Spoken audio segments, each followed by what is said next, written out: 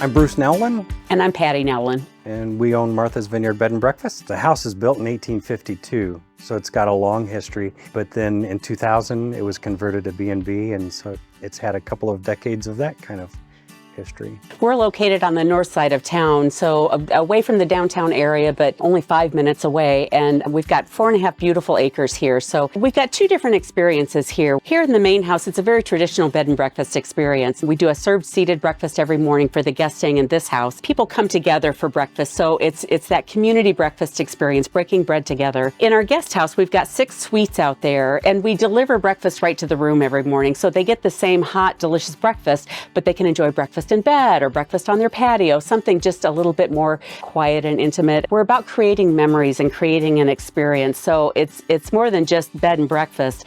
It's about helping them make Martha's Vineyard Bed and Breakfast part of a lifelong memory for them. We first looked at this property in March of 2021. We'd gone through some difficult times raising children, and we relied on Jesus Christ throughout our entire time. And we needed to find a place to use our testimony and to show people Jesus-like hospitality. So we met with an agent, and as we were going past here, we saw the sign. Our daughter looked it up, and she says, "Oh, how beautiful." And we're like, okay, it's not for sale.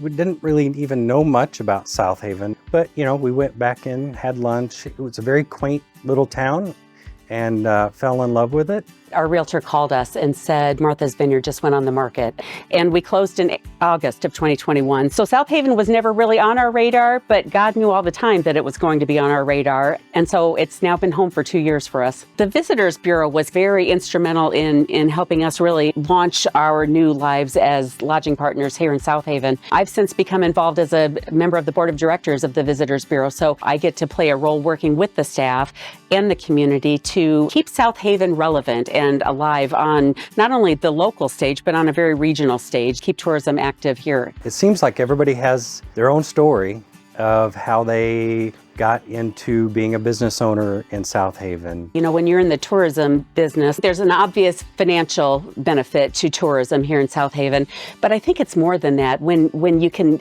introduce people to the cool, beautiful things that we have here, parents come and then someday they'll bring their children and their children's children. We've already had guests here that it was their first time visiting South Haven and they've returned several times. I think the folks that are local to this community can help create those memorable experiences for the guests that come in, and that just creates generational value in stories and memories created among families. The locals get to celebrate the commerce of South Haven as well. There's just a lot to take in, and I think you could spend years and years and years here without ever getting bored.